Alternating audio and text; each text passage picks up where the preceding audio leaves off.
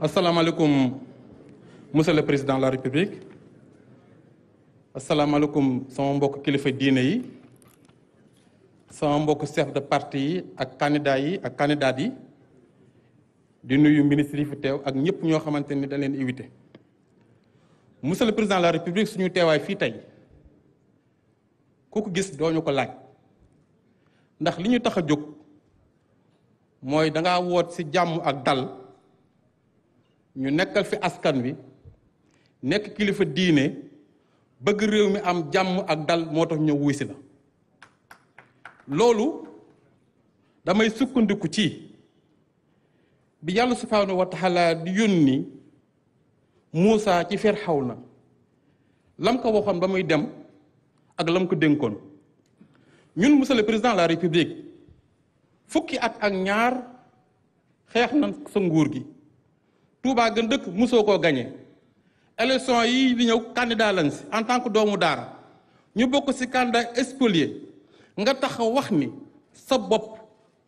sa réew moo la gënal sa bopp maa ngi woo képp koo xamante ni réew mi moo la gënal seen bopp intérêt réew moom nga jiite sa intérêt bopp ñun bu dee ay gor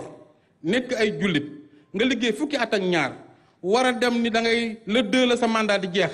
woote nga pour ñu jàpp date jàpp élection ñu bokk si candidat spolié dañoo war a ñëw wuy si la gungi la sargal la ñu tëgg élection yi si jàmm loolu laa gëm képp koo xam ne ñëwuloo fi nag sa intérêt bopp moo tax ñëwuloo fi mais monsieur le président il faut que ñu waxante dëgg ñun kenn moomuñu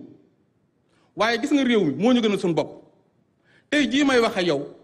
suñu candidat 45 candidats yoo xam ne spolié leen da président Aliou Sarr jiitu kuréel googu noonu mais kenn ku nekk amoon nga 58000 parrainage boo leen boole ça fait 2 millions parrainage est-ce que 2 millions parrainage da nga ko jënd ak 500000 parrain non kon kenn gënu ñoo yey kenn gënu ñoo jaaru pour que ñun ñu wax ñëw ci turu askan wi monsieur le président de la république bu fekkente da ngaa jël candidat bu mel ni man nekk spolié am ay candidats yoo xamante dañoo bokkoon ñu jàll si li nga xamante ne mooy parrainage bi candidat yooyu ñu am double nationalité te li tax ñu éliminé ma mooy double externe te man ak ñoom ñu am 12000 double externe téemaa moom nekk candidat kooku nan la may def y a un problème il faut que ñu waxtaan tappi xol yi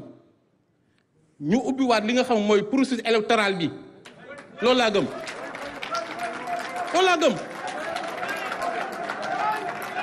bu ñu ko defee candidat yi war a bokk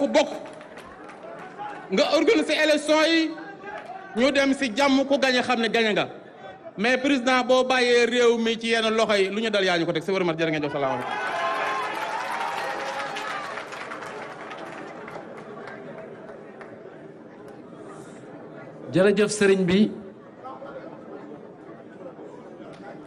jërëjëf sëriñ bi